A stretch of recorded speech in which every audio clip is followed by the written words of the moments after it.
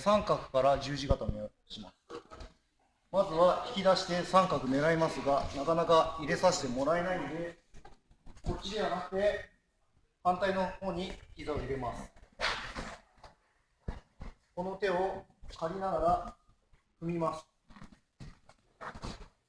で、手に三角をかけます。で、頭を潰しながらこっちの足を取ります。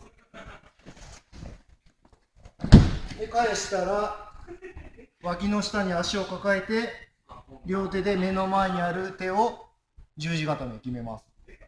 余裕があれば首を絞めます。